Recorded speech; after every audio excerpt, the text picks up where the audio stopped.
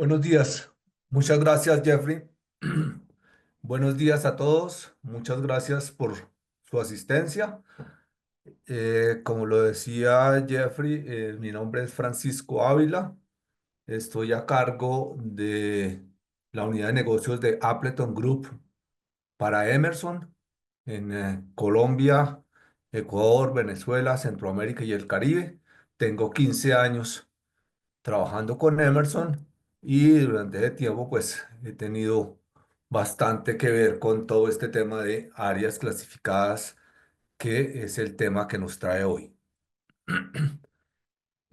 Como ustedes saben, pues esto es una iniciativa de redes eléctricas conocida como Campus Connect, y hoy será el primero de tres sesiones, la primera de tres sesiones sobre este tema de áreas clasificadas.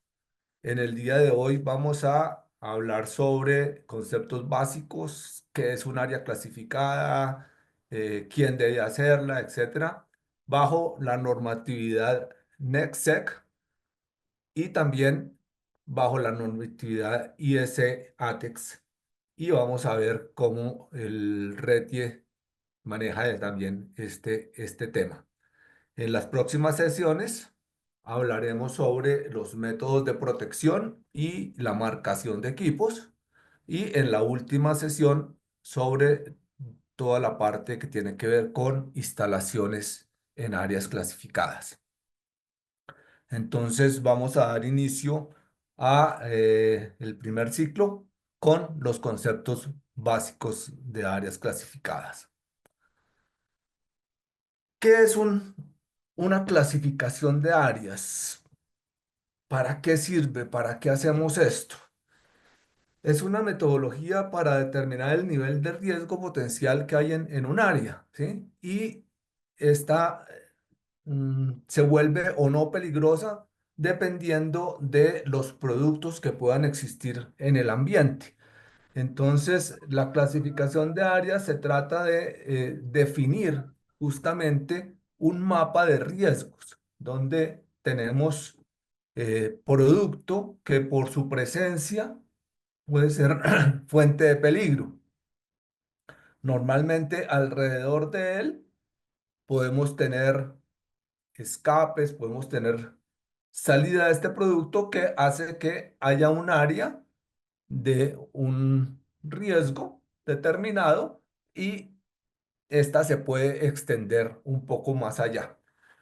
Para determinar cómo llamamos a cada uno de estos espacios peligrosos, existen básicamente dos idiomas a nivel mundial, ¿sí? El idioma IS-ATEX, que es, digamos, conocido como internacional, pero principalmente es un idioma europeo, y el otro que es NECSEC, que es el Código Eléctrico Nacional de los Estados Unidos y el Código Eléctrico de Canadá. Entonces, vamos a mirar cómo se determina las definiciones en estas dos normatividades y cómo nos afecta en nuestro país. Alrededor del mundo manejamos, como les decía, básicamente estas dos normatividades, pudiendo haber algunas variaciones en cada uno de los países, pero básicamente son solamente esos dos idiomas para determinar las áreas clasificadas.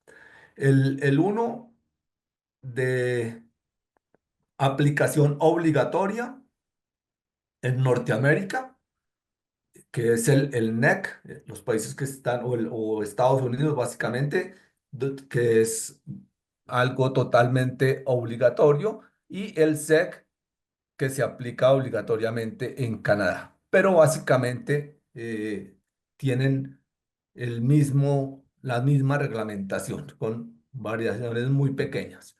Y por otro lado tenemos Europa, donde se aplica el IEC, ¿sí?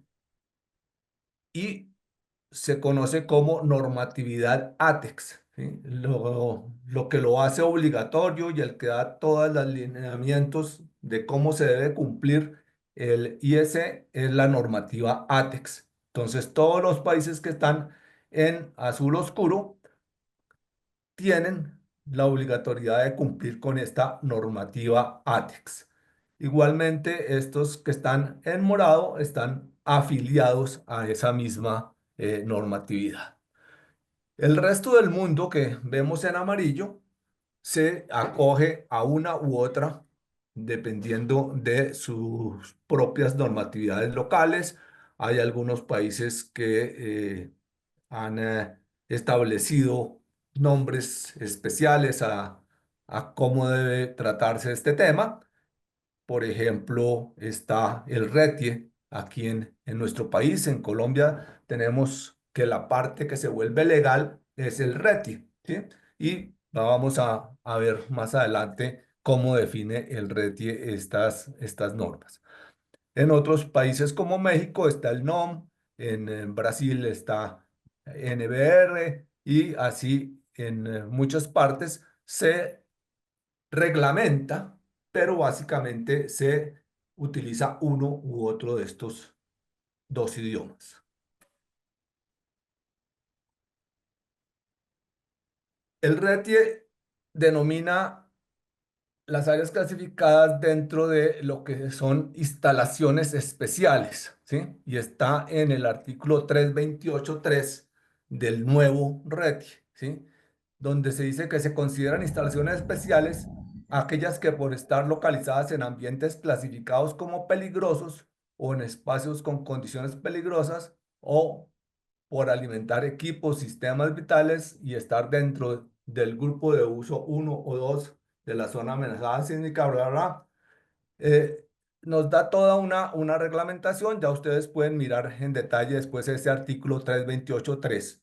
Y el 328.3.1 ya se va específicamente a lo que son lugares clasificados como peligrosos y los define como el entorno de las instalaciones eléctricas se debe evitar que estén presentes materiales inflamables y combustibles, tales como gas, vapor, niebla o polvo, y aire, oxígeno en condiciones y cantidades apropiadas para producir una mezcla explosiva.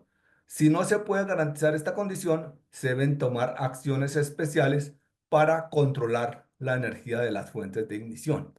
¿Sí? Entonces, pues lo primero que dice el RETI es tratar de evitar tener instalaciones eléctricas en áreas donde pueda haber presencia de estos elementos peligrosos. Pero si no es posible, entonces tenemos que tomar medidas especiales y por eso estamos hablando aquí de clasificación de áreas. Es un riesgo real y esto no es con el fin de hacer ningún tipo de terrorismo mostrando estas imágenes, pero desafortunadamente ninguna de ellas es de una película, son todas imágenes de eh, tragedias reales que han ocurrido en instalaciones con presencia de este tipo de productos peligrosos. En este caso estamos hablando de instalaciones con eh, gases y vapores explosivos, pero como vamos a ver durante la charla, otros materiales que de pronto no son tan evidentemente peligrosos, sí lo son, ¿sí? Y están los polvos, ¿sí? No solamente los gases y vapores son los peligrosos, sino que tenemos también elementos en polvo que pueden ser tan o más peligrosos que los vapores, que estamos, digamos que todos muy conscientes de su peligro, pero muchas veces no tanto de otros materiales. ¿Quién debe hacer una clasificación de áreas? Eh, digamos que dependiendo de la normatividad, y ahorita vamos a ver qué dice el RETIE sobre eso, en el caso de Colombia, digamos que legalmente hay una persona, un profesional encargado de hacerlo, o más bien de ser el responsable, de ser la persona que firma. Pero para hacer bien una clasificación de áreas, debemos contar mínimo con tres disciplinas, ¿sí? Se debe crear un grupo interdisciplinario con especialistas en el proceso, porque esta área se vuelve peligrosa justamente por los materiales presentes en ese proceso, ¿sí? Y los que conocen exactamente la composición, las cantidades, las temperaturas, son justamente los especialistas en proceso. Pero obviamente las instalaciones eléctricas, pues son las que entran a crear un gran peligro si están presentes simultáneamente en áreas donde puedan existir estos productos, estos materiales. Entonces necesitamos, por supuesto, involucrar a la gente de diseño y mantenimiento de toda la parte eléctrica de la instalación. Y por supuesto, y cada vez más, existen en todas las empresas, en todas las plantas, un grupo de seguridad de todo tipo, de seguridad ocupacional, de seguridad que se encarga de hacer todos los mapas de riesgos y de velar porque todos los trabajadores, visitantes, todos los que en un momento dado puedan estar en esas áreas, estén en un ambiente lo más seguro posible. Entonces, una vez que tenemos esa conformación, lo ideal es involucrar a la mayor cantidad posible de gente en la planta, que todo el mundo esté empapado de los riesgos y que conozca esta clasificación. Al hacer la clasificación, ¿qué se hace? Se hace un mapa donde mostramos todas las áreas de la planta, indicando cuáles son las áreas de mayor a menor riesgo de explosión o de incendio.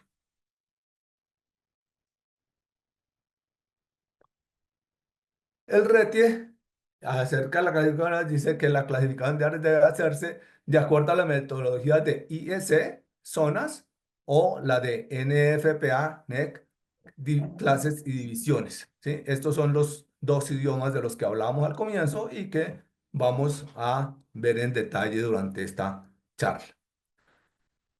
Además, se debe tener en cuenta referente a grupos, código de temperatura, así, y nos da una serie de lineamientos. Pero aquí lo que les quiero mostrar, porque estamos como un poco adelantados a lo que vamos a ver, pero la idea de mostrarles esto es que ya no es una opción del dueño de la planta, ya no es una opción de los trabajadores el hacer o no la clasificación de áreas, ¿sí? Las instalaciones que cuenten con áreas clasificadas deben tener disponibles y vigentes los planos de clasificación de áreas de la instalación, los cuales hacen parte del estudio de clasificación de áreas y deben ser elaborados y firmados por un ingeniero experto en áreas clasificadas, ¿sí? Entonces, aquí ya el RETIE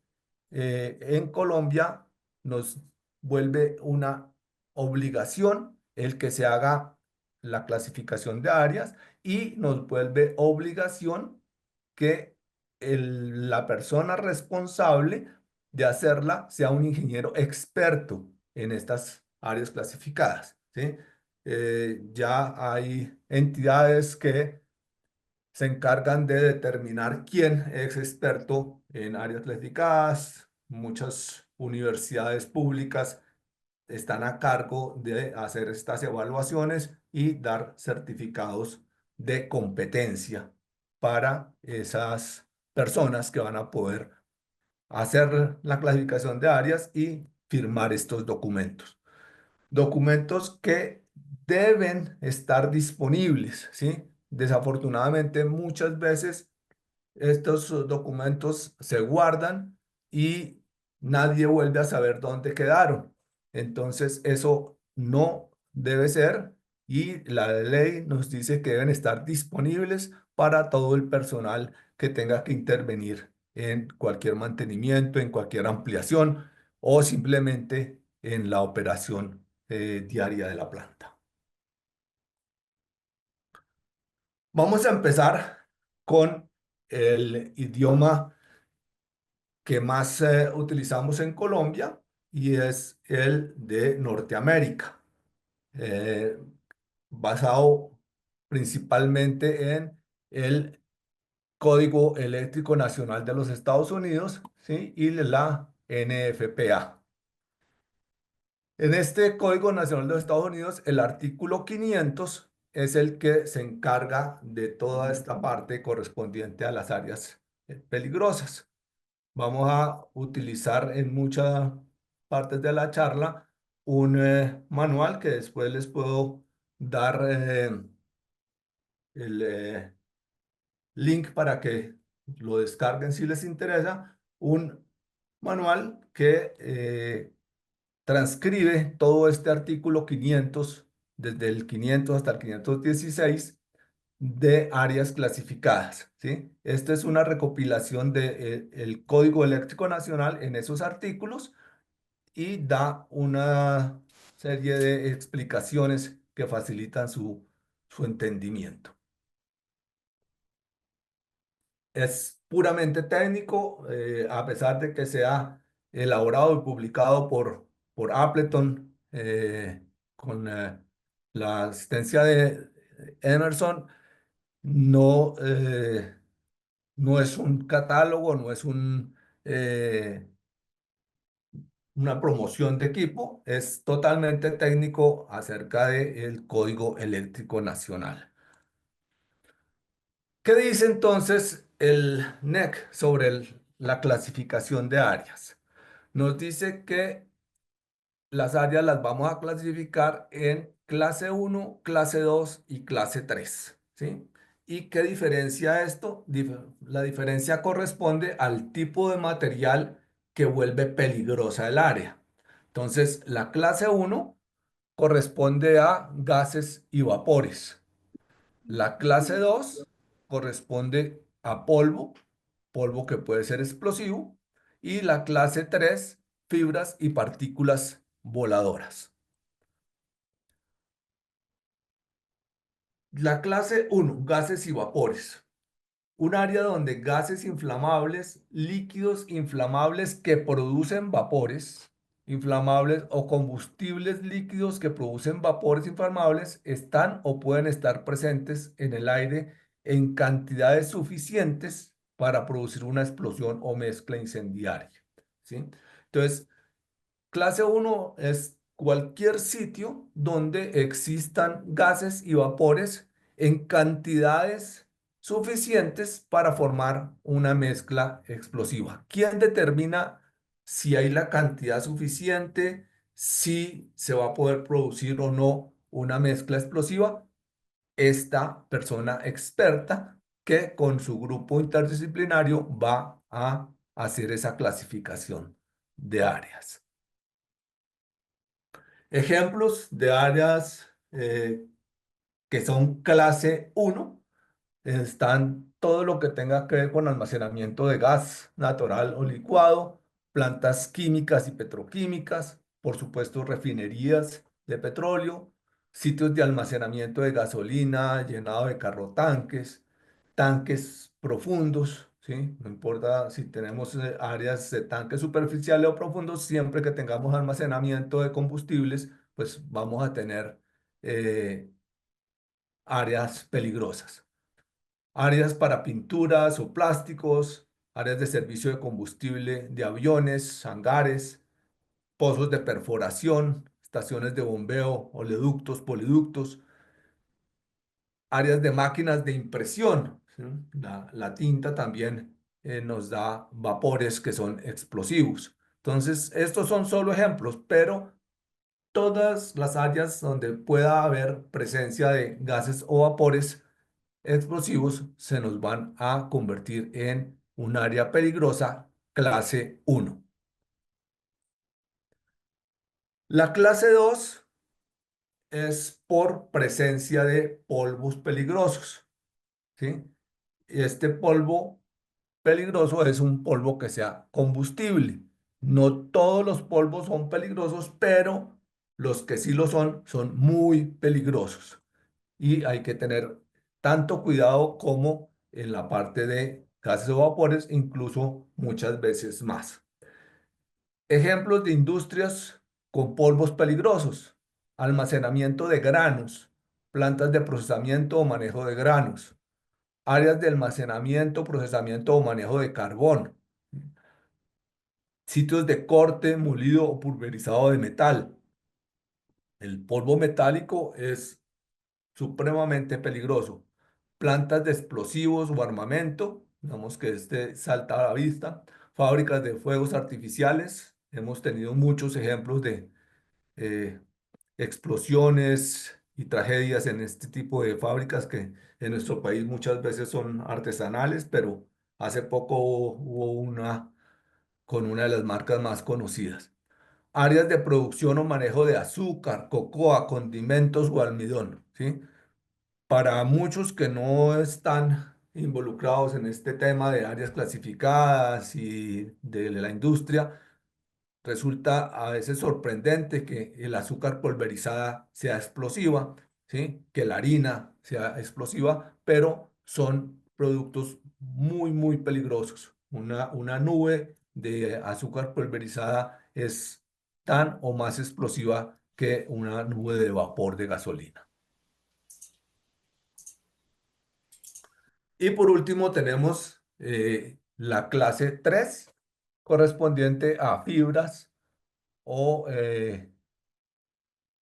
partículas voladoras. Esto básicamente es fibras textiles o fibras de madera que pueden estar presentes en el área.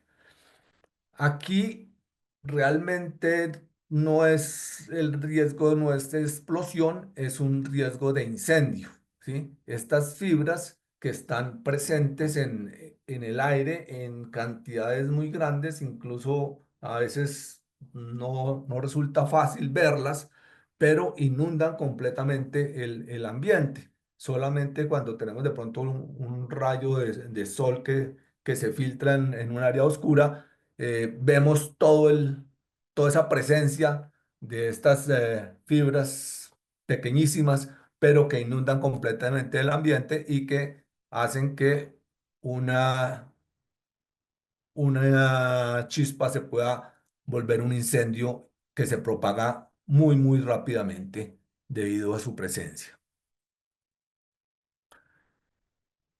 Áreas de producción o manejo de algodón, textiles o linos, ¿sí? Recuerden que al comienzo hablábamos de áreas donde la cantidad sea suficiente para volverlo peligroso. Entonces, no se trata que una persona que tiene su taller de costura ya tenga un área clasificada y tenga que tener un montón de... No, pero si no es una costurera, si no son 50 en un mismo ambiente y están todas cortando textiles, etcétera, ahí sí ya tenemos un volumen. Nuevamente, ¿quién determina eso? Esa persona experta que va a ir a mirar y determinar cuáles son las áreas peligrosas. Plantas de corte, pulverización o perforado de madera, sitios de confección de vestuario. Todo esto formarían áreas clase 3. Después de saber que son peligrosas dependiendo del tipo de material, en cada una de estas áreas hay dos, digámoslo, subdivisiones que en NEC se llaman división uno y división 2. Y esto nos da la frecuencia del riesgo, ¿sí? Eh, Todas son peligrosas por la presencia de ese tipo de material, dependiendo de la clase uno, clase 2 o clase 3, pero dependiendo de si es división uno o división 2, la frecuencia del riesgo va a variar. Las áreas de división uno son aquellas donde el riesgo está presente en forma puede ser continua o frecuente, ¿sí? Entonces, aquí pues hablando de otro tipo de riesgos, pero damos ejemplo, si estamos caminando en una cuerda floja, el riesgo está permanentemente ahí, tenemos que estar supremamente alertas.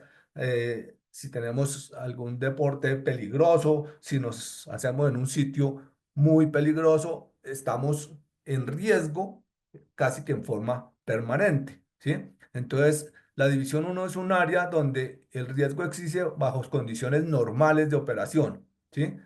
También incluye áreas donde el riesgo es causado por mantenimientos frecuentes o trabajos de reparación frecuente o ambiente con alta rata de fallas, ¿sí? Si hay o puede haber presencia de polvo conductivo metálico, cuando se maneja polvo conductivo no hay división 2, siempre es división uno. Este es un paréntesis aquí, que en el caso de ese polvo metálico siempre vamos a estar hablando de riesgo bajo condiciones normales de operación. División 2. División 2 son áreas donde bajo condiciones normales no debería haber problema, ¿sí? O sea, podemos estar en un área muy tranquila aparentemente, aunque estamos rodeados de un ambiente que en cualquier momento podría volverse peligroso por consecuencia de un accidente, ¿sí? Entonces, la división 2 son áreas donde bajo condiciones normales no debe haber presencia de estos productos que la pueden volver peligrosa, ¿sí? Bajo condiciones normales no va a haber gases, vapores, no va a haber polvo, no va a haber fibras, ¿sí? Sino únicamente en el caso de un accidente o de algo totalmente fuera de lo que es la operación normal. Entonces, bajo condiciones normales, estas no deberían ser peligrosas, pero debe estarse preparado para que si llega a haber algún accidente, inmediatamente se vuelven peligrosas. Aquí tenemos una comparación con algo en donde todos hemos estado en algún momento en una estación de servicio para llenar gasolina en nuestro auto o el auto de alguien más. Eh, el caso de la gasolina, y por eso el que determina las áreas clasificadas debe ser experto, no solamente en la parte eléctrica, sino en la parte de operaciones. Entonces, la gasolina es más pesada que el aire. Entonces, si llega a haber gasolina, esta va a ir hacia el piso y no se va a ir hacia arriba. Por eso, en este caso, digamos, de una estación de servicio, tenemos que la norma nos dice que hay división uno alrededor del surtidor, se ha determinado 18 pulgadas, y a ras del piso se vuelve división uno, ¿sí? Porque cuando tanqueamos no se hace con un sistema hermético donde no haya escape, sino que siempre bajo condiciones normales va a haber eh, algo de gasolina en el ambiente. De hecho, cuando uno llega, alcanza a percibir el olor, o sea que hay vapores de gasolina. Esos vapores van a ir hacia el piso y a ras de piso, 18 pulgadas, se va a determinar como división uno, pero por fuera de esa área tenemos división 2, ¿sí? ¿Cuándo se volvería peligrosa? En caso de un accidente. Lo normal no es que haya derrames de gasolina, lo normal es que el bombero nos esté tanqueando y haya un pequeño escape de vapores que pueden caer hacia el piso y mantener esta división uno, donde bajo condiciones normales va a haber vapores. Pero si por un accidente se suelta esa manguera, hay un derrame de gasolina y todo esto se llena de gasolina, esos vapores no se van a quedar aquí, ¿sí? Aquí no hay una frontera física, esto es simplemente una norma. Pero si tenemos un derrame de gasolina, pues toda esta área, que es división 2 se va a volver peligrosa, y por eso está determinado que alrededor de las áreas de división uno siempre vamos a tener la posibilidad de que se expanda el peligro y esa es nuestra división 2.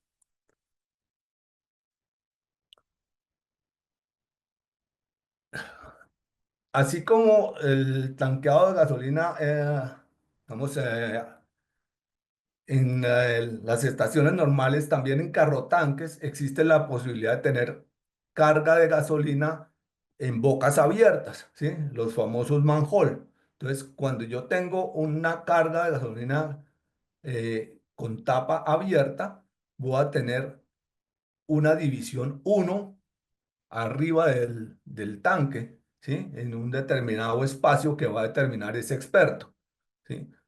Porque bajo condiciones normales, siempre que se cargue va a haber vapores en esta área, ¿sí? Sin embargo, cuando se hace el cargue por la parte inferior, se utilizan unas mangueras que no dejan escapes, ¿sí? Sino que hay un cierre hermético. En este caso, entonces tendríamos división 2 porque no debe haber presencia de gases o vapores durante el llenado bajo este sistema. Sin embargo, por algún accidente que se suelte esta manguera o algo, podría haber presencia. Entonces, este sería un ejemplo de división 2, mientras que arriba tendríamos una división 1.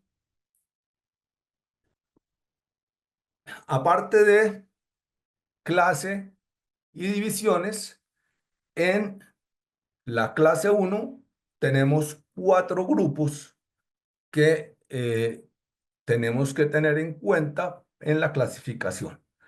Y estos grupos corresponden a la peligrosidad de los diferentes gases y vapores que puedan existir.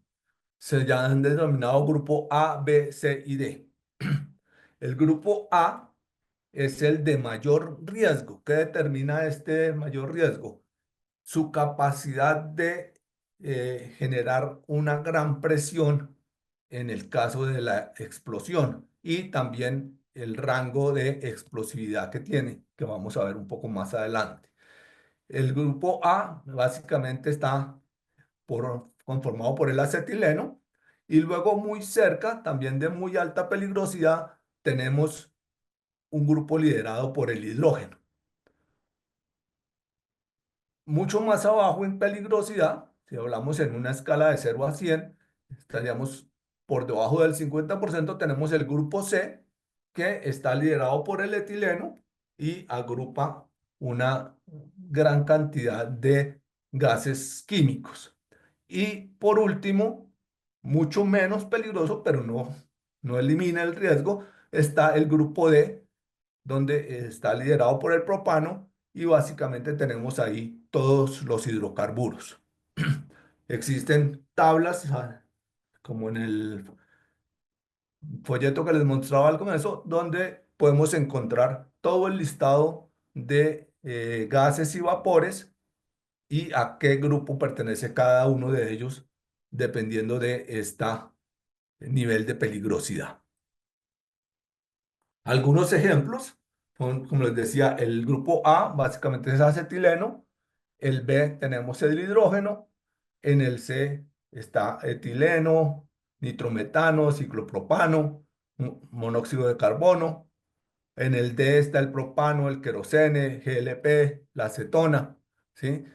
Y pues son un listado muy grande, pero entonces es la gente de proceso y el líder de la clasificación de área el que va a determinar mm, qué productos hay en esa operación y nos va a decir si es clase uno, clase 2, clase 3. En este caso sería clase uno, gases y vapores, la división y el grupo. Y eso es muy importante porque dependiendo del grupo, va a venir toda la parte de protecciones y tipo de equipo que se puede utilizar en esa área. Cuando vamos a la clase 2, que son polvos, también tenemos grupos. En este caso, vamos a hablar de 3 grupos, el grupo E, F y G. En este no hay tanta relación de peligrosidad, todos son peligrosos, pero hay diferencias muy marcadas entre uno y otro. El grupo E corresponde a lo que es polvo metálico, ¿sí? El polvo metálico, donde aparte de la explosividad está la conducción eléctrica. Entonces, es un grupo bastante peligroso, como veíamos cuando hablamos de división uno y división 2. Cuando hay presencia de polvo metálico, no existe división 2. Siempre debe considerarse como división uno las áreas donde haya eh, posibilidad de presencia de polvo metálico. Tenemos el grupo F, donde está todo el polvo que tenga que ver con carbón. Cualquier tipo de carbón natural o procesado está en esta área del grupo F. Y el grupo G, donde están todos los granos, eh, o todo el polvo diferente de los otros dos. Entonces están las harinas, el azúcar, la cocoa, eh, todo tipo de granos, todos los alimentos, digamos, para animales que son pulverizados. Aquí están también, digamos, los polvos de la industria farmacéutica, un grupo muy, muy grande de productos que pueden ser altamente peligrosos. En el ejemplo de productos en grupos de polvos está en el grupo G el ácido adípico, aspirina, azúcar pulverizada, maíz, harina de semilla de algodón, harina de soya. En el F, pues el carbón como tal, en polvo, el coque. En el E, todo lo que es metálico, polvo proveniente de producto metálico. Y llegamos al último parámetro para hacer una definición completa de un área clasificada bajo NEC. Entonces tenemos clase, división, grupo y ahora tenemos lo que se llama código de temperatura o en inglés T-rating. El código de temperatura, ¿qué nos dice? El código de temperatura nos dice cuál es la máxima temperatura que puede alcanzar el producto que la tenga contramarcada. Entonces, un producto que tiene contramarcado un código de temperatura T1 es un producto que puede llegar a alcanzar los 450 grados centígrados en alguna parte de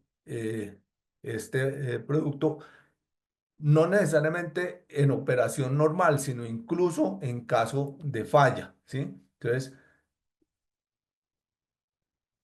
nos dice que no podemos usar un producto que llegue a esta temperatura tan alta en áreas donde haya presencia de algún gas o vapor que pueda explotar a esta temperatura, ¿sí? Y por eso existen productos con códigos de temperatura que nos dan unos límites mucho más bajos. Entonces, tenemos el T6 que nos va a garantizar que ese producto, incluso en condición de falla, no va a tener ningún punto que se caliente por encima de 85 grados centígrados, ¿sí? O su equivalente en Fahrenheit. Y en medio de los dos, pues tenemos toda esta cantidad de subrangos donde, por ejemplo, uno muy común en el área de hidrocarburos es que exijan que tenga un código T3. El código T3 significa que ningún punto de ese producto va a estar por encima de 200 grados. ¿Mm? Esto nos garantiza que podamos usar ese producto en cualquier parte donde los productos que se usan no vayan a explotar, no se vayan a incendiar por debajo de 220, 250 grados, ¿sí? Obviamente tenemos que dejar un margen de seguridad. Más adelante vamos a ver que el RETIE nos dice que esta temperatura tiene que estar al 80% máximo de la temperatura de autoignición.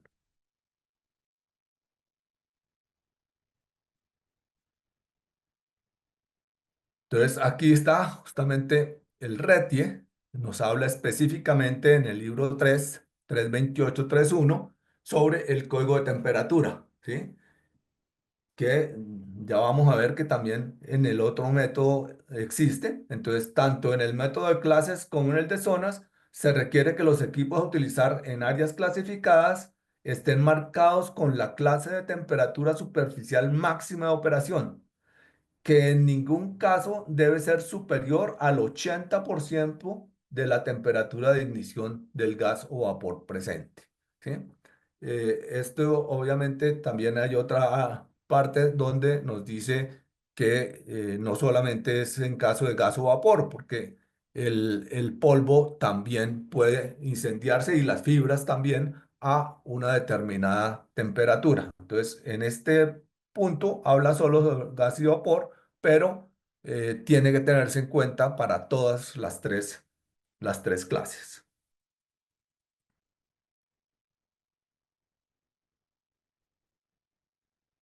Entonces, en resumen, tenemos clase uno, gases y vapores con grupos A, B, C y D. Clase 2, polvos o granos, grupos E, F y G. Clase 3, fibras o partículas voladoras. Y en todos los casos tenemos división uno y división 2. División uno, riesgo permanente o frecuente bajo condiciones normales de operación. Y división 2, riesgo únicamente en caso accidental. Y luego debemos tener el código de temperatura. Si aplica. Volviéndonos un paso, aquí tenemos en el NEC, nos dice que hay una excepción. En el caso del NEC, no es obligatorio tener siempre código de temperatura. ¿M?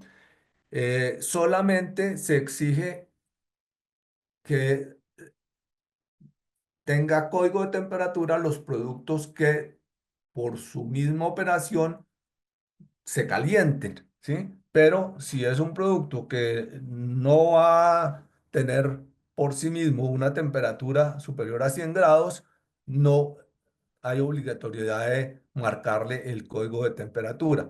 Por eso en la NEC, cajas o switches o productos que de por sí no producen un aumento de temperatura, no llevan código de temperatura, pero luminarias, motores, transformadores que sí producen un aumento de temperatura, estos sí tienen la obligatoriedad de tener código de temperatura que nos diga bajo condiciones normales e incluso en condición de falla cuál es el punto más caliente que podría tener.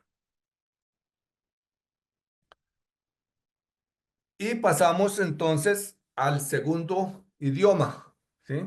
Al idioma de las zonas, el idioma IEC. La filosofía básicamente es la misma, ¿sí? Estamos hablando de determinar cuáles son las áreas con mayor o menor riesgo y cuál es el producto que ocasiona que esa área se vuelva peligrosa.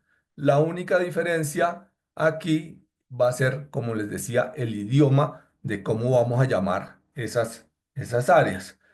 Posteriormente, en la charla siguiente, vamos a ver que aparte del idioma, pues sí hay muchas otras diferencias cuando tiene que ver con los métodos de protección. Pero por ahora, básicamente, estamos hablando es de idioma. Entonces, en NEC hablábamos de clases y divisiones. Aquí vamos a hablar de zonas.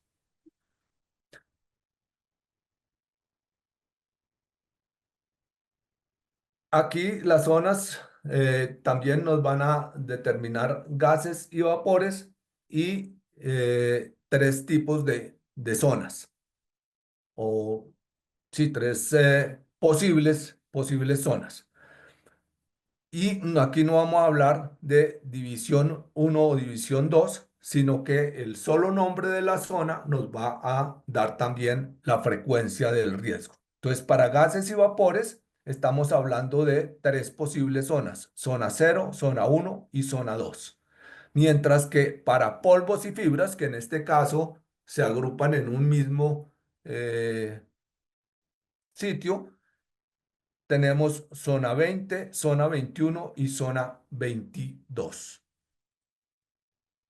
La zona cero o 20 son aquellas donde el riesgo está permanente, ¿sí? Está presente en forma continua, ¿sí?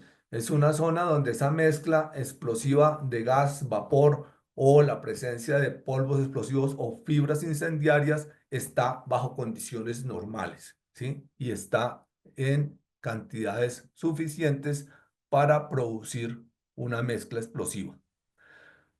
Luego tenemos la zona uno o 21. Uno si es gases o vapores, 21 si es polvos o fibras. Entonces, cuando es un dígito, es gases o vapores; cuando son dos dígitos, son polvos o fibras. Opciones 1 y 2. Es una zona en la que la mezcla explosiva de gas, vapor, polvo o fibras podría aparecer bajo condiciones normales de operación, ¿sí? No tiene que estar presente continuamente, pero sí podría aparecer bajo condiciones normales de operación. Y por último tenemos la zona 2 o 22, que es una zona en que la mezcla explosiva no debe presentarse bajo condiciones normales de operación, solamente por un corto tiempo debido a un accidente o una falla. Entonces, si se dan cuenta, la única que corresponde exactamente a lo que veíamos en la normatividad del NEC es esta zona 2 o 22, que es aquella donde solo hay peligro en caso de un accidente. Si ponemos una comparación entre los dos idiomas, vemos que la división 2 estaría abarcando, perdón, la división uno estaría abarcando lo que es zona cero o zona uno, zona 20 o 21, ¿sí? La división uno cobija a ambas, ¿sí? Mientras que la división 2 corresponde exactamente con la zona 2 o 22. ¿Mm? Esto es muy importante que lo tengan en cuenta, porque en la práctica existe mucha confusión y mucha gente trata de hacer equivalencia entre zona uno y división uno, y no es así. Un producto zona uno no se puede utilizar en división uno. Solamente podría utilizarse un producto zona cero, ¿sí? Porque el zona uno no abarca todo lo que abarca la división uno. Entonces, la única equivalencia que hay es entre zona 2 y división 2, zona 22 y división 2 en el caso de clase 2.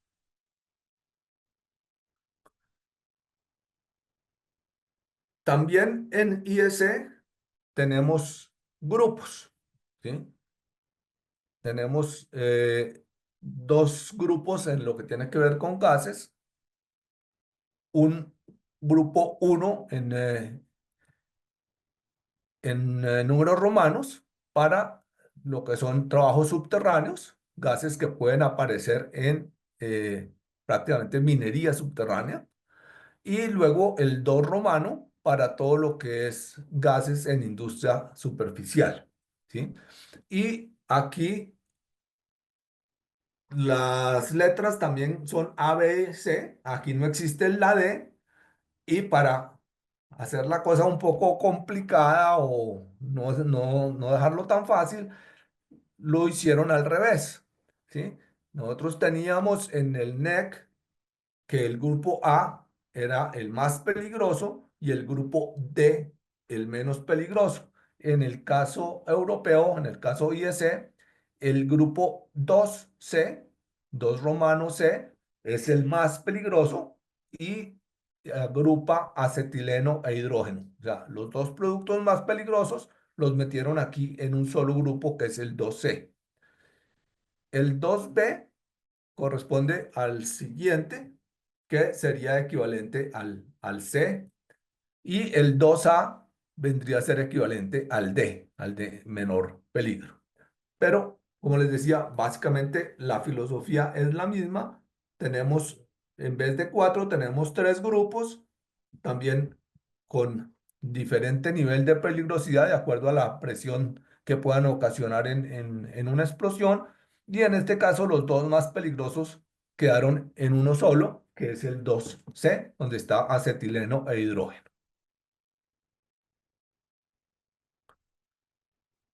Y para la parte de polvos y fibras también se establecieron grupos con el 3 romano, que nos dice que son grupos para polvos y fibras. Aquí no hay E, F y G, sino aquí hay A, B y C nuevamente, pero con el 3 romano. Entonces, el 3A es fibras combustibles, eh,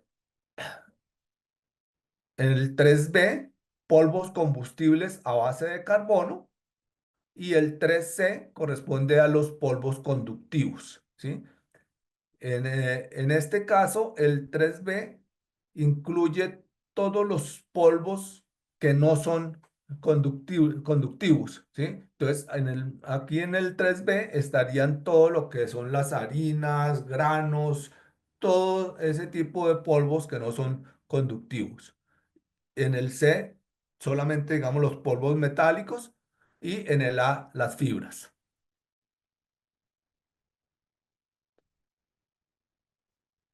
Si hacemos una comparación de algunos de estos grupos, tenemos, como les decía, el A y el B corresponden al 2C, acetileno e hidrógeno.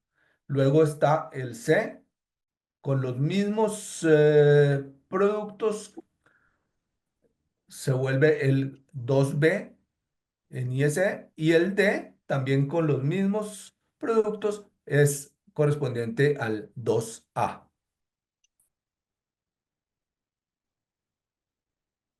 Y en el caso de polvo tenemos que el 3A sería correspondiente a la clase 3, el 3B uniría los grupos F y G de la clase 2 y el 3C correspondería al grupo E de la clase 2.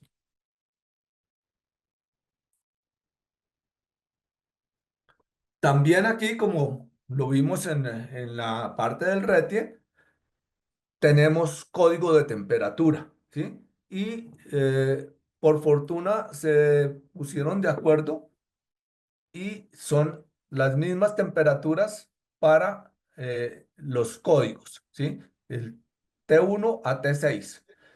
La única diferencia es que en IEC no existen tantas subdivisiones, ¿sí? Ahorita vamos a mirar una tabla comparativa, pero lo que es el valor para T1, T2, T3 hasta T6 corresponde completamente. Entonces, otra vez, el producto T1 es el que puede tener un punto caliente que puede llegar hasta 450 grados centígrados. El T6 nos dice que ningún punto se puede calentar por encima de 85 grados. Es un tema bien importante de tener claro.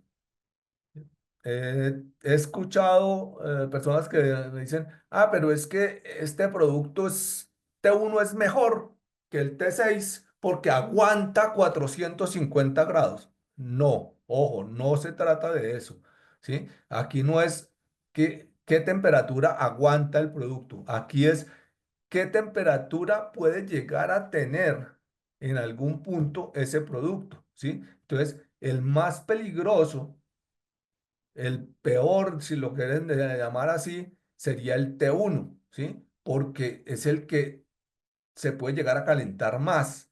¿Y qué pasa si yo pongo un producto T1 en un ambiente que se incendia después de los 85 grados? Pues voy a garantizar la tragedia, ¿sí? El solo llevar mi producto allá es una garantía de que estoy llevando una bomba, ¿sí? Entonces, esta área amarilla me da, digamos, el ambiente de esa área peligrosa, ¿sí? Aquí cualquier gas o vapor que esté por encima de los 85 grados se puede explotar, ¿sí? En este, los que estén por encima de 135, de 100, perdón. Y acá los que estén por encima de 200, ¿sí? Entonces, si estoy en un área que puede explotar si toca algo más caliente de 200 grados, pues tengo que utilizar un producto que me garantice que máximo va a llegar a 135, que va a estar suficientemente lejos para evitar una explosión, ¿sí?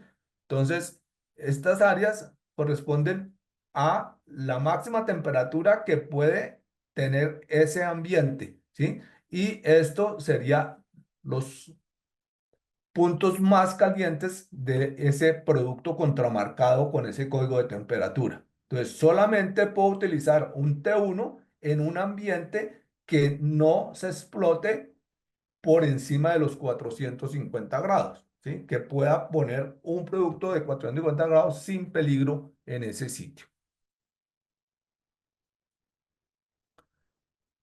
Como les decía, coincidieron en los puntos principales T1 a T6, pero los americanos dijeron, hay demasiado espacio entre 200 y 300 grados, entonces yo no puedo construir un producto que garantice que no se va a calentar por encima de 200, pero sí uno que me garantiza que no se va a calentar por encima de 230. Entonces, a ese lo voy a marcar como un T2C, ¿sí? O uno que pueda garantizar que no se va a calentar por encima de 260. Entonces, lo voy a marcar con T2B. Entonces, se crearon unos rangos entre el T2 y el T3 y entre el T3 y el T4 para tener más escala, pero básicamente es lo mismo desde el punto de vista de qué significa el código de temperatura contramarcado en un producto. ¿Por qué es tan importante esto del código de temperatura? Porque hay una temperatura que se llama temperatura de autoignición y significa que esos gases o vapores o ese polvo se va a encender simplemente al estar en presencia de esa temperatura o mayor. ¿Mm? Por otro lado, hablábamos de que en la clase uno es por presencia de gases o vapores, ¿sí? Y hablábamos de que existan líquidos inflamables que puedan producir vapores, ¿sí?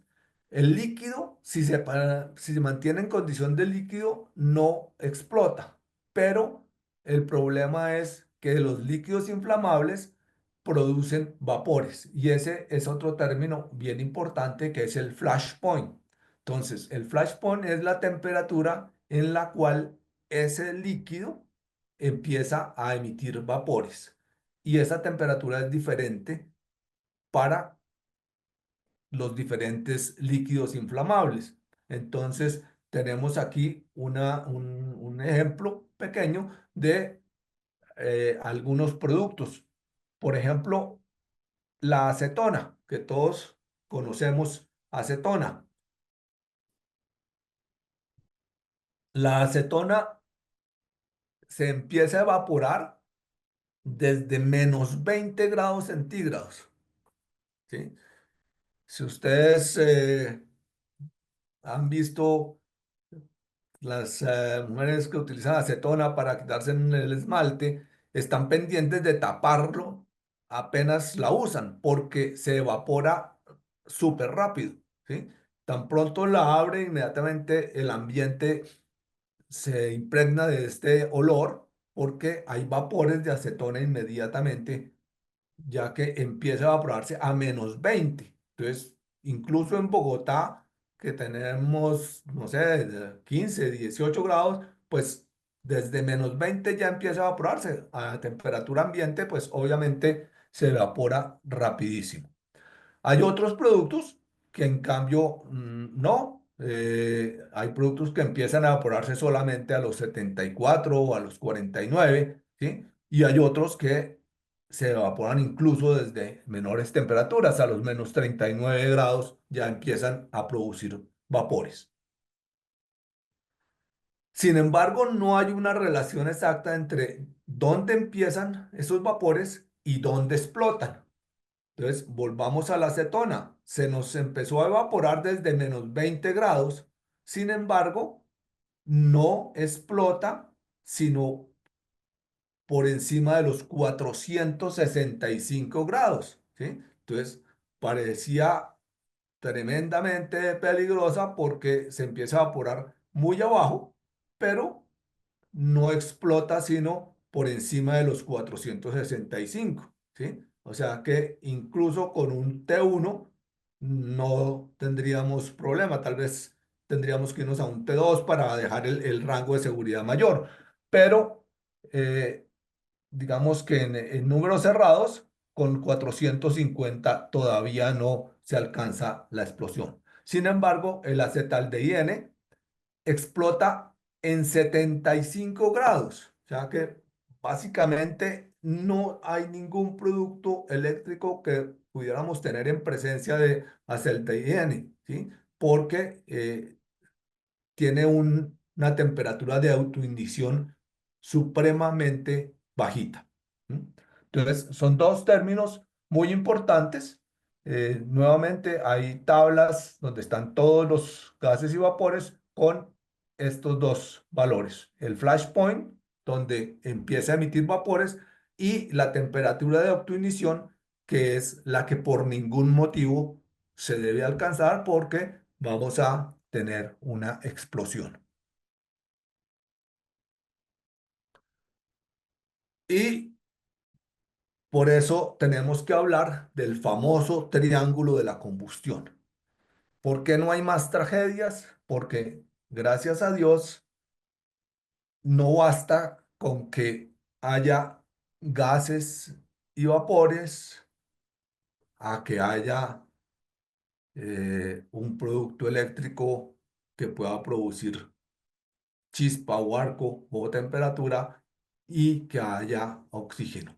Se necesita que estén los tres simultáneamente y, por fortuna, nuevamente, en una mezcla apropiada, ¿sí? No, la sola presencia de los tres no garantiza una explosión. Se requiere la presencia de los tres para que haya explosión, pero luego tenemos que mirar que esa mezcla sea explosiva, ¿sí? Entonces, el oxígeno, pues obviamente, en cualquier sitio donde estemos, vamos a necesitar oxígeno para poder respirar. Entonces, este es un elemento con el que ya tenemos que contar. Si estamos en un área donde se almacenan combustibles, donde se procesan combustibles, pues obviamente ya vamos a tener este material. Y si no podemos evitar un equipo eléctrico, pues vamos a tener también la posibilidad de una fuente de ignición, ¿sí? Entonces, en muchos casos vamos a tener que convivir con los tres elementos que nos pueden ocasionar una explosión, ¿sí?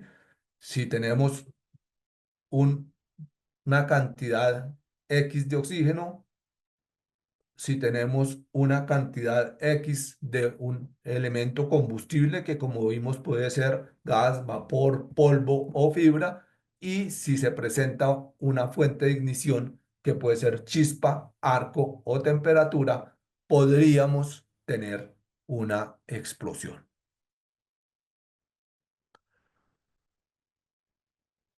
Como les decía, se necesita, por fortuna, una mezcla eh, X para que haya una explosión. Y por eso se habla de nivel mínimo de explosividad, ¿sí? No basta con que exista presencia de esa sustancia, sino que debe haber un porcentaje mínimo de mezcla entre esa sustancia y el oxígeno para que estemos en el límite bajo de explosividad, ¿sí? Y nuevamente aquí tenemos algunos ejemplos de materiales.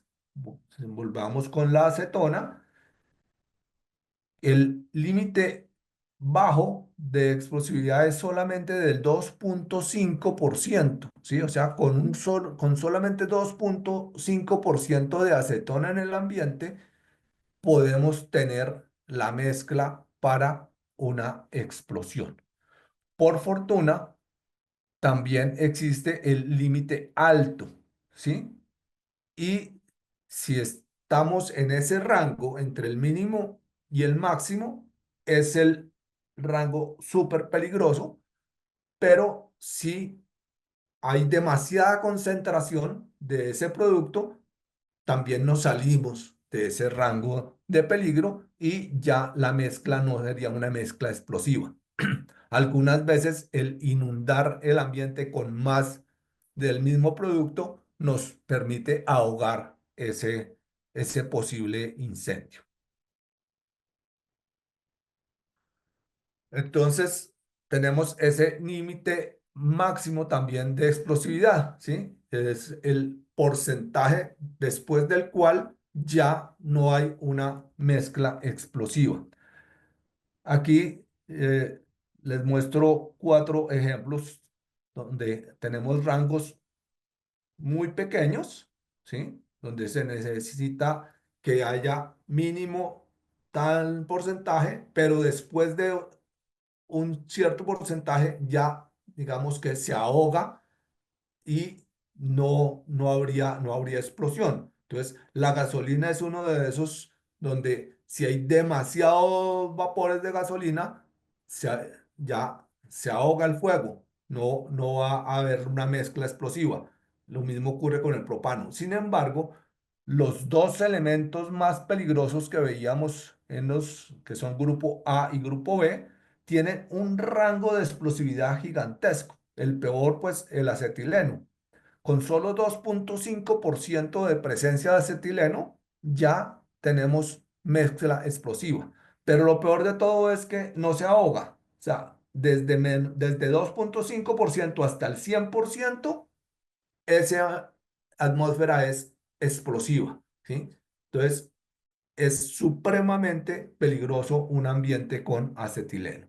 Y seguido por el hidrógeno, donde también con solo 4% de hidrógeno y hasta el 75% es una mezcla propicia para una explosión. Entonces, eh, no solamente es por la presión que logran en la explosión, pero también por el rango entre el límite bajo y el límite máximo de explosividad. Decíamos que el que hace la clasificación de área, pues debe determinar eh, cuál es la fuente de ese producto peligroso que me está ocasionando que haya un área a clasificar, cuál es el área donde puede haber fugas de ese producto peligroso bajo condiciones normales y que voy a tener que marcar como división uno, y cuál es esa área alrededor donde en caso de un accidente en la fuente, va a haber suficiente material peligroso que se va a meter en toda esta región de División 2.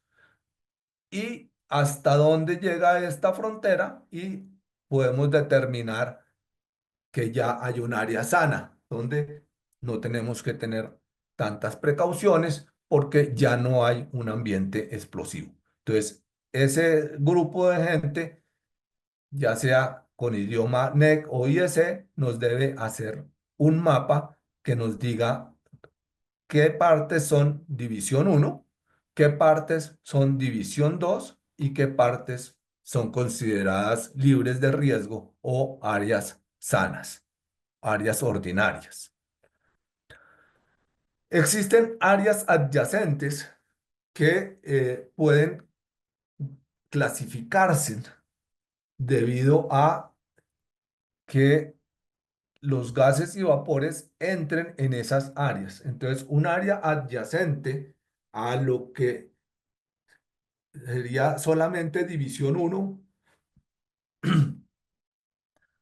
se vuelve también división uno si no hay algo que impida el paso de estos gases y vapores, ¿sí? Entonces, si tenemos un área cerrada, pero que no tiene barreras que impidan el paso de gases o vapores de ese que damos de tema posición uno se nos convierte también en división uno, ¿sí? Y estas son cosas que hay que tener muy en cuenta cuando se hacen ampliaciones, divisiones, remodelaciones, porque a veces podemos volver un área que no era peligrosa, la podemos volver peligrosa.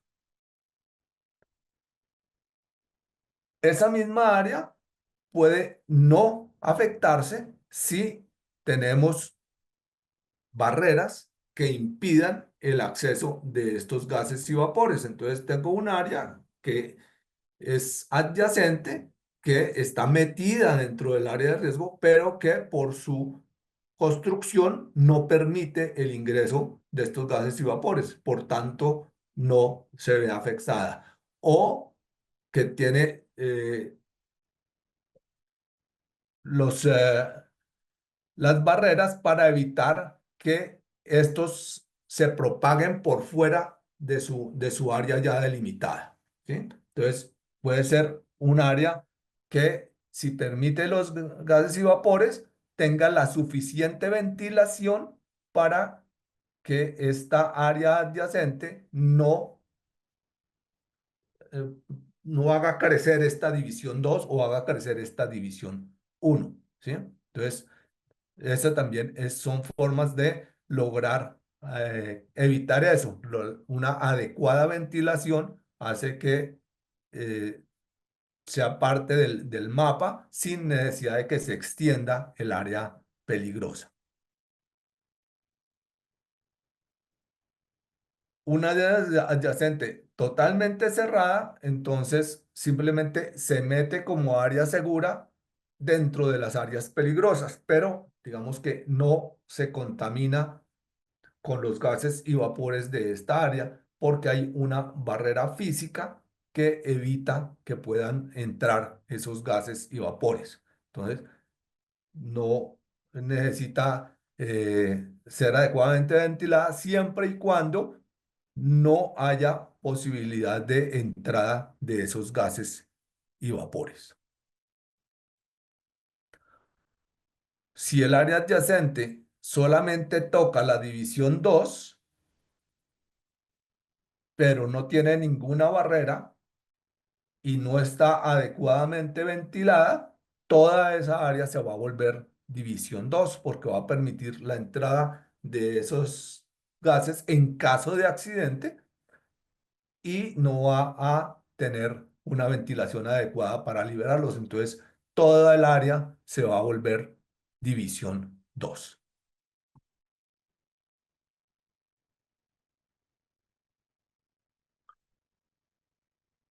Lo mismo en el caso de las zonas. Funciona, pues, como lo hemos visto, la filosofía es la misma.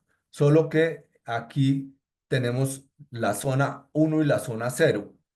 La zona cero es básicamente el sitio donde está el producto peligroso, ¿sí? El interior del tanque que tiene esa mezcla de productos peligrosos. Entonces, si tenemos un, no sé, una vasija donde estamos preparando pintura, ¿sí? Dentro de esa vasija, por encima de la pintura, todos esos vapores son zona cero, ¿sí? Todo el área circundante donde hay vapores en forma permanente es zona cero. Por fuera de esa área donde pueden llegar esos vapores bajo condiciones normales, tendríamos zona uno. Y alrededor, donde ya bajo condiciones de operación normal, porque tenemos una ventilación, porque tenemos barreras físicas, por cualquiera de ellos, si tenemos un área donde bajo condiciones normales no llegan esos vapores, sería zona 2.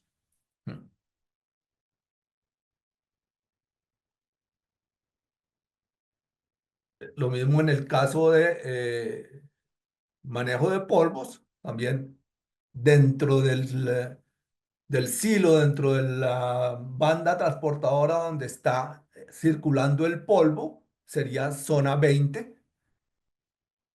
Las zonas donde puede esparcirse el polvo bajo condiciones normales de operación, zona 21, y aquellas zonas donde ya, digamos, el polvo está contenido y solamente podría llegar a haber presencia por un accidente, sería zona 22. Y las áreas donde ya no hay posibilidad de presencia de este polvo, ya sería área no peligrosa. Y podemos usar esta gráfica para hacer la comparación entre las zonas y las divisiones o las clases. Entonces, volviendo a la vasija donde estamos preparando una pintura con tanque abierto, tenemos dentro de esa vasija tendría zona cero y alrededor, si no tenemos ninguna barrera, todo se volvería zona uno porque no hay nada que frene el paso de estos gases y vapores para que inunde todo este espacio. Y si vamos a las clases y divisiones, entonces todo sería división uno, ¿sí? Todo el espacio donde puede haber presencia de gases o vapores bajo condiciones normales sería división uno. Entonces, aquí tenemos las dos, zona cero y zona uno. Aquí todo es división uno. Por eso les decía, cuando tienen un producto que sea zona uno no puede ser utilizado en división uno porque la división uno incluye zona cero y zona uno, ¿verdad? Tendría que ser un producto zona cero, pero mm, realmente son muy pocos los productos eh, que vienen para zona cero y por eso prácticamente en división uno no se pueden utilizar productos mm, marcados por zonas. Si hacemos una un cambio en la ventilación. Si volvamos un poco atrás, aquí tenemos una ventilación que solamente nos permitía salida de vapores, ¿sí? Entonces, todos estos vapores que se generan aquí adentro esparcen todo el área y simplemente permitimos que salgan, pero está toda el área inundada de esos vapores. Si hacemos un cambio en el diseño, y vamos a inyectar aire limpio, vamos a crear un ambiente donde no van a llegar estos vapores explosivos, ¿sí? Y adicionalmente, porque vamos a sacarlos mediante unos extractores, ¿sí? Entonces, por un lado inyectamos aire limpio, por otro lado sacamos los vapores y de esta manera ya no tenemos todo en zona uno, ahora tenemos zona cero, zona uno y zona 2, ¿sí? Esta zona 2 se va a mantener como zona 2 siempre y cuando estos inyectores de aire limpio estén funcionando bien. Pero en caso de una falla, de un accidente, y si alguno de estos deja de funcionar, estos vapores podrían volver a inundar esta área. Y por eso aquí habría presente solamente en caso de falla o accidente. Y en el caso de clases o divisiones, igual. Entonces, esta área se mantiene como división uno y logramos ahora una división 2 gracias a la inyección de aire limpio y a extraer los gases eh, por fuera de esta área.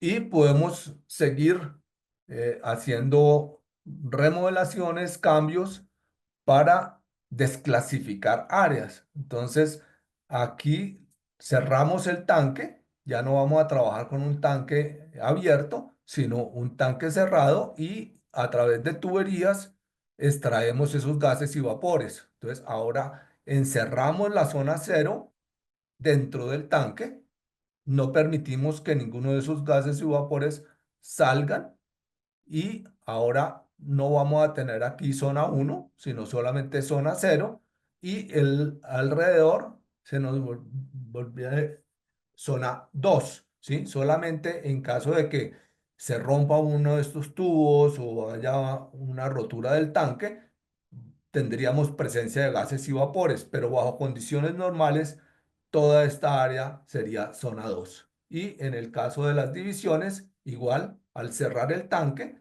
tendríamos división uno únicamente dentro del tanque y las tuberías, y todos los alrededores se volvería división 2 solamente en caso de accidente.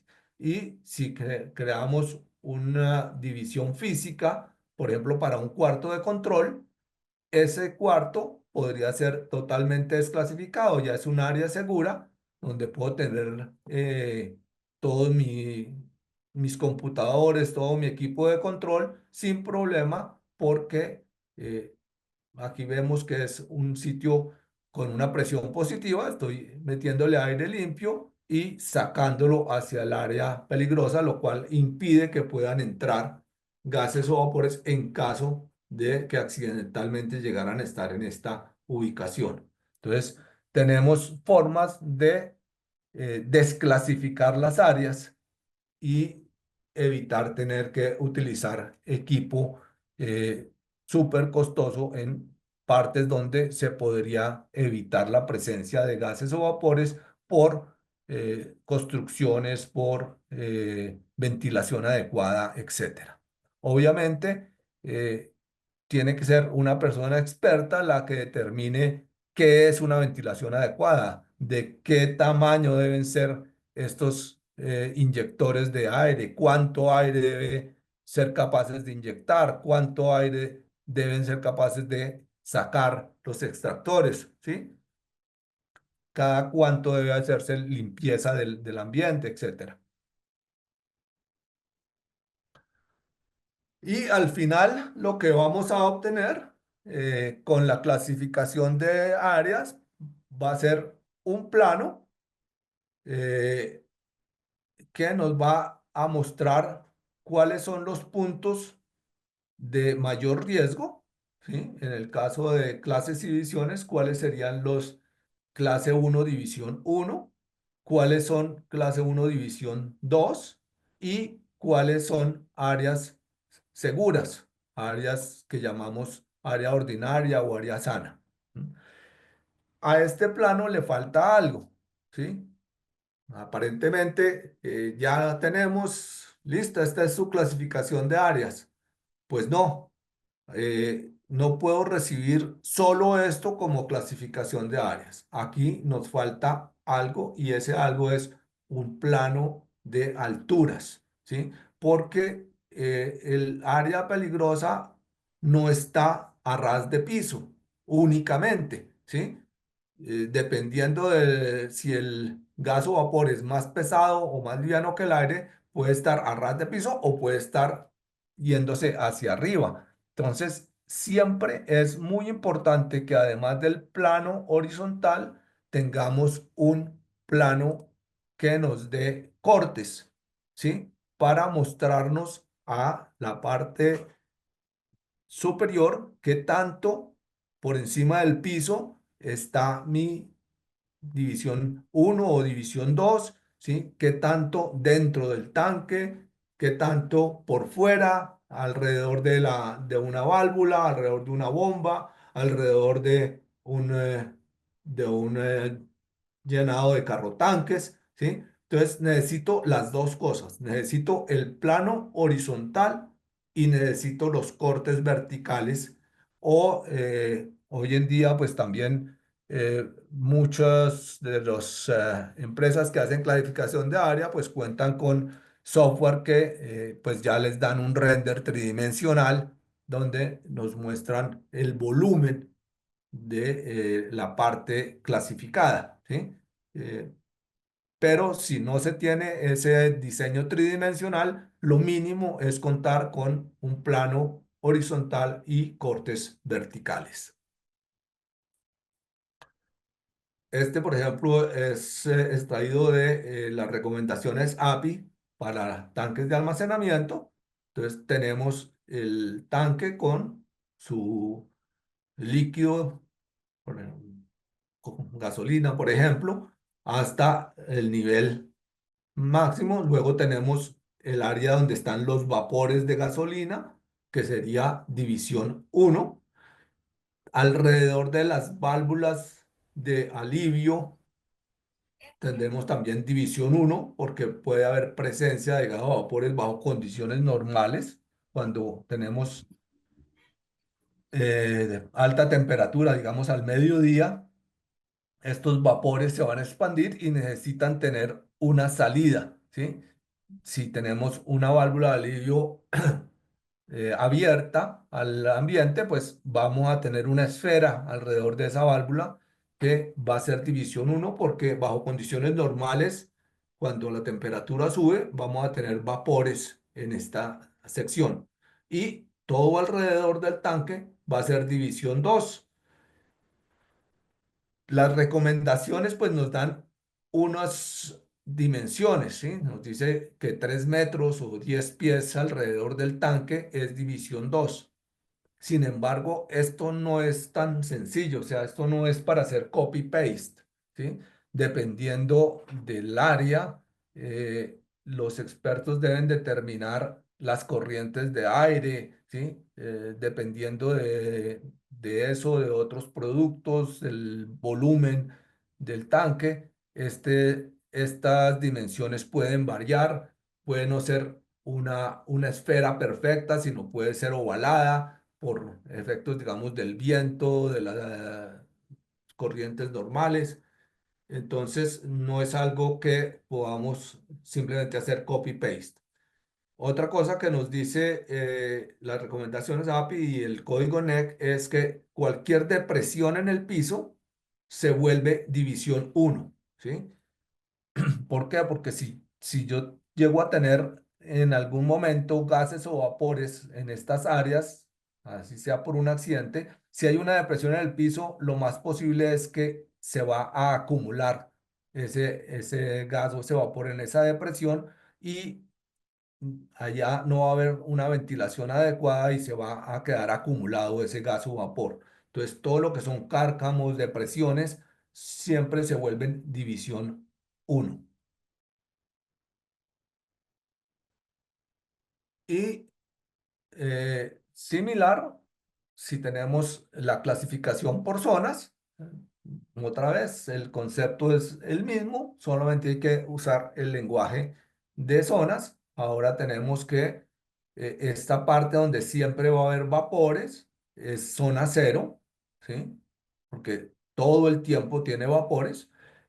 Alrededor de la válvula de alivio tendríamos zona cero, perdón, zona uno, porque bajo condiciones normales vamos a tener presencia.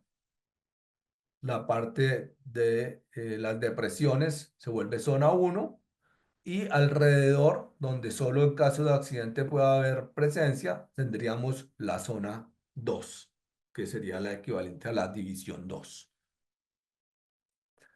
Y básicamente eso es lo que yo tenía para hoy. No sé si haya preguntas.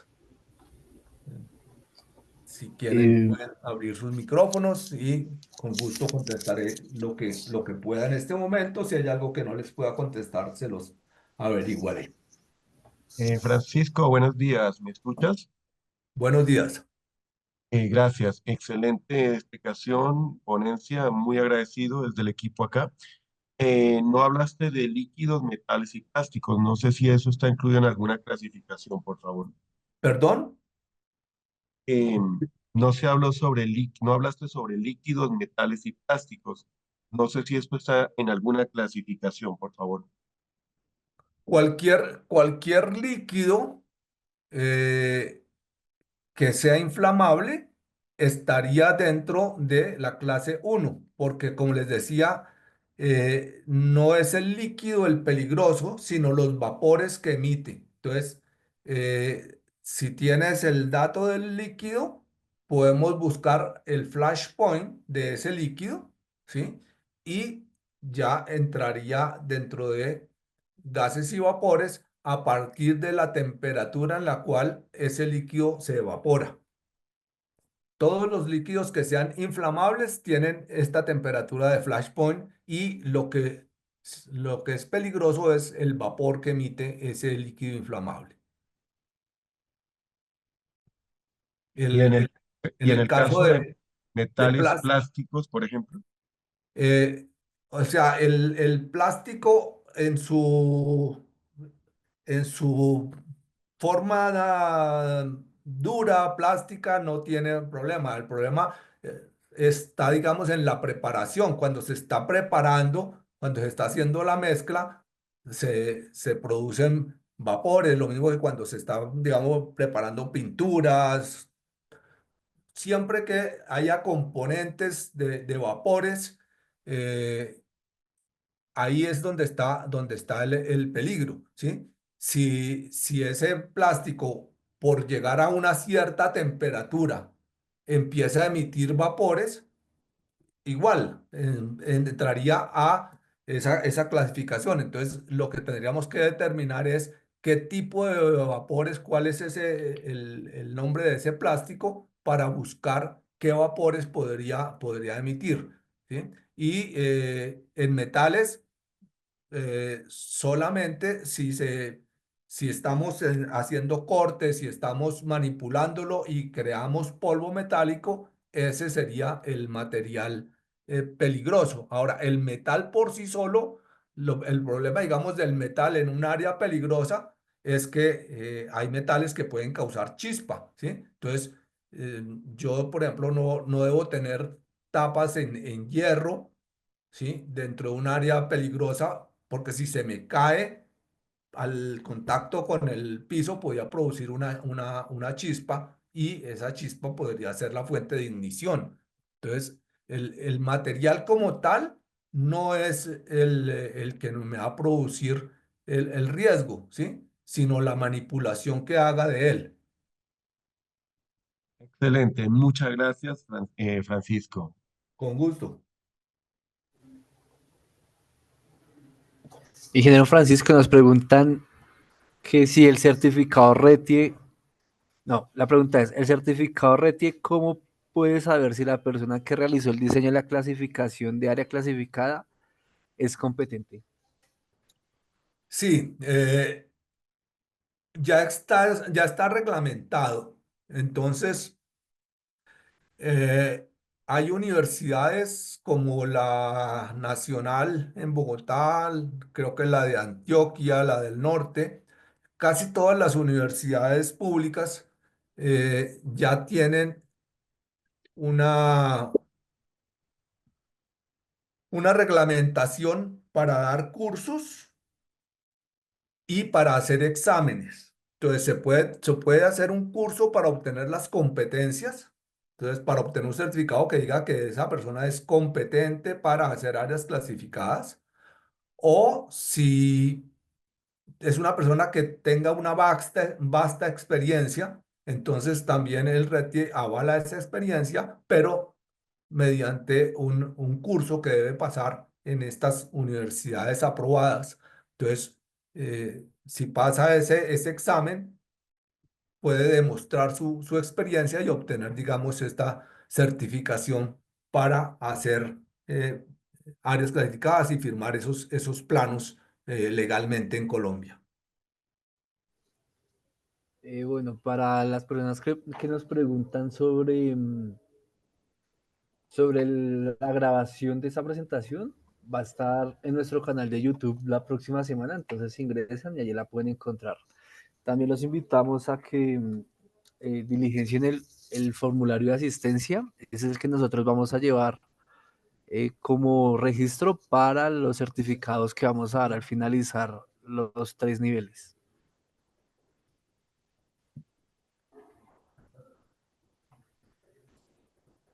No sé si tienen alguna otra pregunta.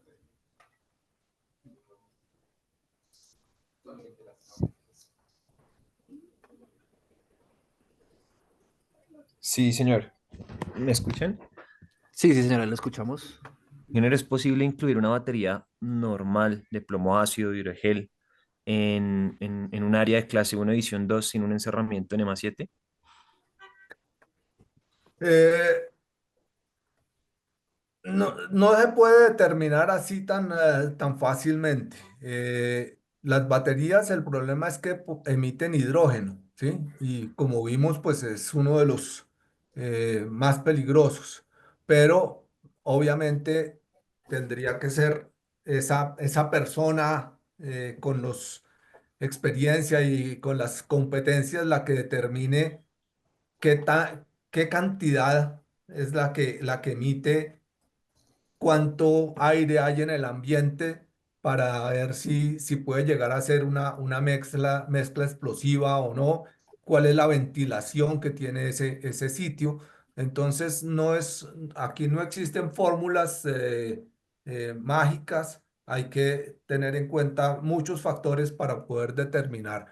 Eh, lo que sí no puedes hacer es meterla dentro de un encerramiento sin ninguna ventilación, porque ahí sí pues estás concentrando todo el hidrógeno que pueda emitir ahí. Entonces, eso hay que estudiar muy bien el caso. Dice ingeniero, gracias. Ok, Buenos días. buenos días. Buenos días, ahí lo escuchamos. Señor Francisco, quiero hacerle una consulta. Eh, la empresa pues realizó un proyecto, digamos, de unas oficinas, un taller de mantenimiento para la planta Coca-Cola. Y dentro de esas oficinas y talleres de mantenimiento se encuentra un área que es para aceites. Entonces, digamos, en el proyecto pues no estaba contemplado nada a prueba de explosión y ahora pues lo están exigiendo, digamos, en esa zona específica. El edificio está construido por 2 pisos. Abajo, digamos, todo el área de taller de mantenimiento y arriba está el área, digamos, de oficinas del personal de mantenimiento. Entonces, pues ahora nos están exigiendo para un cuarto, como le digo yo, que tiene como 3 metros cuadrados, por ahí 3,5 metros cuadrados, el tema de los elementos a prueba de explosión. Entonces, pues yo como que, bueno, es necesario, digamos, para ese cuarto, estando en esa área tan pequeña y pues alrededor, digamos, un taller de mantenimiento. El problema no es el tamaño del área, el problema es si pueden entrar vapores bajo en algún momento. Entonces, entre más pequeña sea el área, si no tiene una adecuada ventilación y se pueden concentrar ahí vapores, pues más peligroso va a ser, ¿sí? Al revés, si fuera un área muy grande, de pronto no sería tan peligroso, pero si es un área pequeña y no hay una barrera que garantice que no van a ingresar vapores de los talleres, pues entonces, si lo están exigiendo, seguramente es porque consideran que sí se clasificó el área debido a esa nueva parte que tienen. Entonces, por eso el RETIE ahora exige que cualquier remodelación, cualquier cosa implica una recertificación de la industria. Digamos, cualquier modificación en un circuito eléctrico dentro de áreas clasificadas tiene que someterse a recertificación y los planos deben ser actualizados. ¿Sí? El plano de clasificación de áreas no puede ser un plano que se hizo hace 5 años y sigue siendo igual, a pesar de que se han hecho 3 o 4 remodelaciones, que se han instalado equipos nuevos. Cada vez que se haga algún movimiento, ya sea por proceso o por instalaciones eléctricas, se debe actualizar ese plano de clasificación.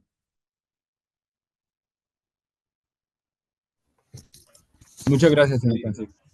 Ok, con gusto.